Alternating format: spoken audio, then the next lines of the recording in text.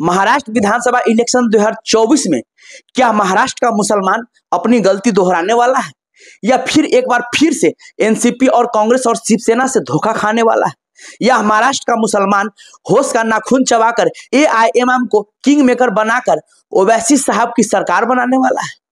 कौन जीतेगा महाराष्ट्र का इलेक्शन? कौन होगा महाराष्ट्र का अगला मुख्यमंत्री? जी हाँ, इस सर्वे ने सबको हिला कर रख दिया है। इस वीडियो में महाराष्ट्र के मुसलमानों के लिए बहुत बड़ी खुशखबरी है। जी हाँ, मैं रोशन और आप देख रहे हैं times of Sitamarhi. Times of Sitamarhi में आपका स्वागत है। इस महाराष्ट्र विधानसभा इलेक्शन 2024 के डेट सामने आ चुके हैं। 20 नवंबर 2024 को महाराष्ट्र के 288 विधानसभा सीटों पर एक ही चरण में मतदान होगा और 3 दिन बाद यानी 23 नवंबर 2024 को इसका रिजल्ट सामने आ जाएगा।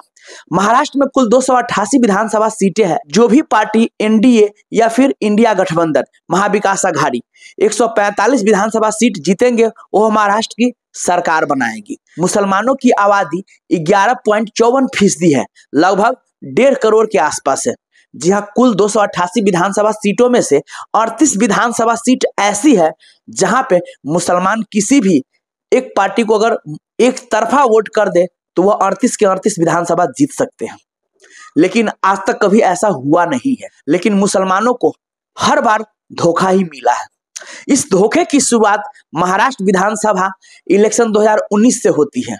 जब महाराष्ट्र के 2019 विधानसभा चुनाव के परिणाम आते हैं, तब जिस शिवसेना और बीजेपी को रोकने के लिए मुसलमान कांग्रेस और एनसीपी को वोट कर रहा था, वही कांग्रेस और एनसीपी रिजल्ट आने के बाद मुसलमानों को बहुत बड़ा धोखा देती है। 2019 के नतीजों पर अगर आप ध्यान दोगे तो बीजेपी 105 सीटें जीतती है, वही शिवसेना 56 सीटें जीतती है, 44 कांग्रेस तो 54 एनसीपी, 13 निर्दलीय, 16 अन्य और 2 सीटें एआईएमएम जीतती है। लेकिन अंदर के मुठभेद, कुछ आपसी उलझन की वजह से शिवसेना बीजेपी को छोड़ने की तैयारी कर रही थी। तभी खबर आती है कि मुसलमानों का वोट से 54 सीट जीतने वाली एनसीपी पार्टी के नेता अजित पवार रातों रात बीजेपी नेता देवेंद्र फडणवीस के साथ मिलकर सरकार बनाने की योजना बनाते हैं। गवर्नर से मिलकर लेटर देते हैं और अपने 44 विधायकों का समर्थन का ऐलान करते हैं, जिससे एनसीपी और बीजेपी मिलकर सरकार खड़ी कर देती है। लेकिन अगले ही दिन यह सरकार गिर जाती है। मुसलमानों को दूसरा धोखा देती है कांग्रेस। 28 नवंबर 2019 को जिस कांग्रेस ने और जिस एनसीपी ने शिवसेना को बीजेपी को हराने के लिए मुसलमानों का वोट लिया था, उस एनसीपी और कांग्रेस ने अपना समर्थन उसी शिवसेना को दिया जिसने बाबरी मस्जिद तोड़ने का श्रेय लिया था। आखिरकार 28 नवंबर 2019 को उद्धव ठाकरे कांग्रेस और एनसीपी के समर्थन से सरकार बनाते हैं और वह खुद सीएम बनते हैं। यानी महाराष्ट्र के मुसलमानों को एक बहुत बड़ा धोखा मिलता है। जिस शिवसेना को हराने के लिए वह एनसीपी कांग्रेस को वोट कर रहा था, वही कांग्रेस और एनसीपी शिवसेना की सरकार बनवा देता है। यह सरकार 2.5 साल से ज्यादा नहीं चलती है। 2.5 साल बाद शिवसेना के साथ भी गद्दारी हो जाती है। एकनाथ शिंदे जो शिवसेना के वरिष्ठ नेता थे, वो शिवसेना के 49 विधायक तोड़ देते हैं और बीजेपी के साथ हाथ मिला लेते हैं। फिर 29 जून 2022 को उद्धव ठाकरे को रिजाइन करना पड़ता है और भारतीय जनता पार्टी और शिवसेना की सरकार बनती है। 49 सीटों के समर्थन से एकनाथ शिंदे किंग मेकर बनकर महाराष्ट्र में सरकार बना लेते हैं। फिर 4 जुलाई 2023 को मुसलमानों को तीसरा बहुत बड़ा धोखा मिलता है। जो एनसीपी मुसलमानों के वोट की वजह से 54 सीट बीजेपी का साथ देते हैं और बीजेपी का सपोर्ट कर देते हैं, तो मुसलमानों को पहला धोखा, दूसरा धोखा, तीसरा धोखा सब एनसीपी और कांग्रेस ने दिया। शिवसेना की कभी सरकार बनाई, कभी बीजेपी की सरकार बनाई। मुसलमानों के फीलिंग के साथ 5 साल तक खिलवाड़ चलता रहा। लेकिन एआईएमएम जिसको मुसलमानों ने सिर्फ 2 विधायक दिए, वो एआईएमएम अब तक न शिवसेना के साथ गई न बीजेपी के साथ गई, बल्कि मुसलमानों के साथ न्याय करती रही है और उनके वोटों की हिफाजत करती रही है। क्या इस बार अलग है? इस बार अलग है। जी हाँ, इस बार अलग यह है, एक सर्वे जो आ रही है महाराष्ट्र से, वो चौंकाने वाली सर्वे आ रही है। ये आंकड़ा और ये सर्वे चौंकाने वाली है, जिसे मैट्रिक्स नाम के सर्वे ने इसे किया है। मैट्रिक्स सर्वे के अनुसार महाराष्ट्र में कोई भी बहुमत से सरकार नहीं बना रही है। महाराष्ट्र के 288 विधानसभा सीटों में बीजेपी को 95 से 105 सीटें दे रही है, वहीं शिवसेना शिंदे गुट को 19 से 24 सीटें दे रही है। अजित पवार की एनसीपी की बात करें तो उसको 7 से 12 सीटें दे रही है। अगर कुल इस तीनों पार्टी की सीट भी हम मिला लेते हैं तो 145 का आंकड़ा नहीं छू पाती है। अब बात हम करते हैं इंडिया गठबंधन की, जहां कांग्रेस को 42 से 47 सीटें देती आ रही है मैट्रिक्स सर्वे, शिवसेना को 26 से 31 और शरद पवार की एनसीपी को 23 से 28 सीटें दे रही है।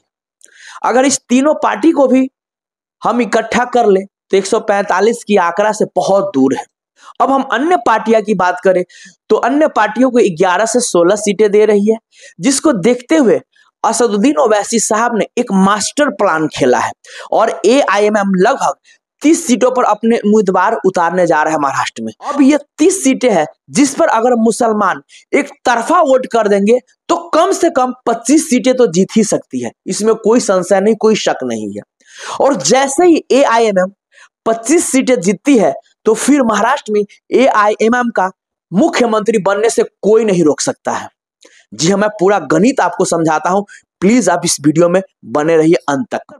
एक तरफा मुसलमान अगर वोट दे दे तो एआईएमएम 25 सीटें जीत लेगी। जैसे ही 25 सीटें जीतेगी तो फिर कांग्रेस, शिवसेना और शरद पवार वाला एनसीपी, उनको 25 सीटें ही कम होती है, जिससे ये किंग मेकर बनेंगे और इम्तियाज जलील साहब मुख्यमंत्री बन सकते हैं। जी ये मैंने अपना ओपिनियन बनाया है। अब देखिए इसमें कितना बड़ा लॉजिक है। पहली बात तो महाराष्ट्र का हिंदू बटा हुआ है। हम कट्टर हिंदुत्व की शिवसेना की वोट करें या फिर बीजेपी को वोट करें, इस बार क्या हुआ कि शिवसेना बटी हुई है तो महाराष्ट्र का हिंदू कहीं ना कहीं बीजेपी की तरफ थोड़ा सा ज्यादा है। तो बीजेपी को पिछली बार 105 सीटें जहां मिली थी तो हमने अपने सर्वे में 5 सीटें और बढ़ा दिया है, 110 सीटें जीतेगी।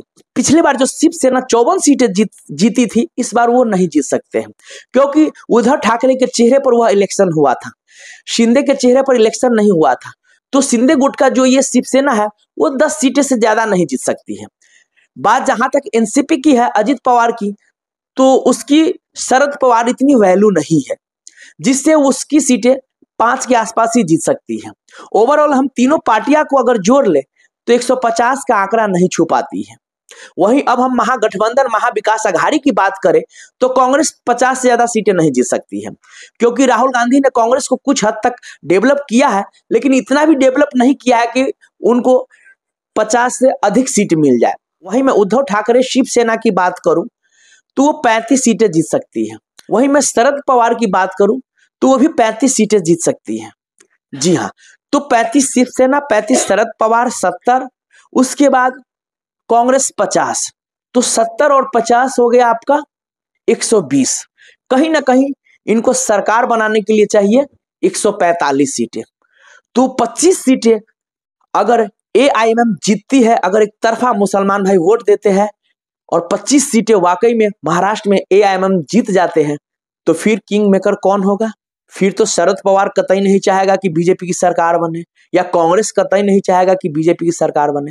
तो फाइनली उसे एआईएमएम से समर्थन लेना ही पड़ेगा और एआईएमएम उसी शर्त पे समर्थन देगी जब उनका मुख्यमंत्री का चेहरा होगा।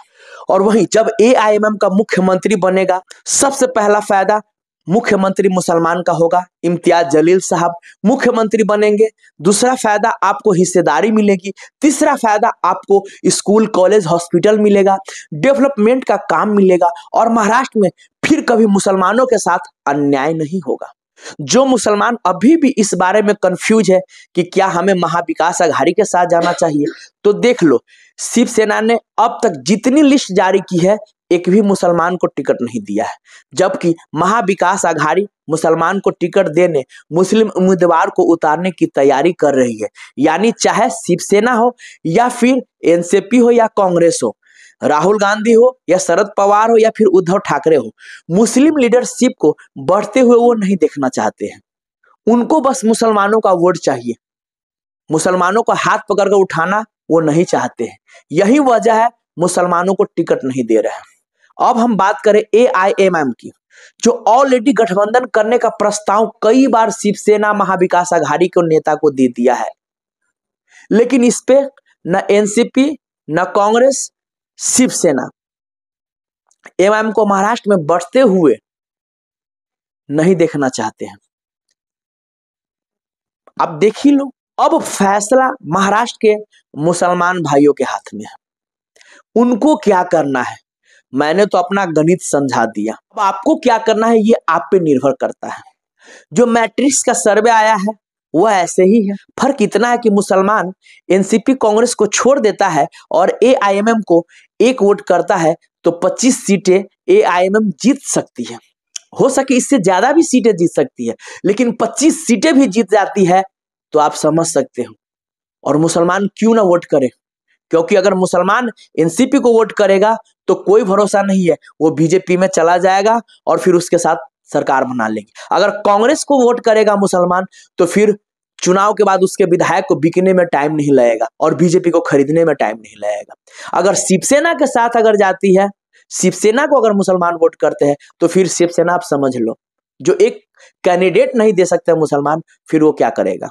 एआईएमएम ही ऐसा पार्टी है जिसका विधायक कभी नहीं बिक सकता है। विशेष आप लोग कैसा लगा आप लोग कमेंट करके जरूर बताइएगा। तब तक के लिए बाय बाय, टेक केयर। देखते रहिए टाइम्स ऑफ सीतामढ़ी।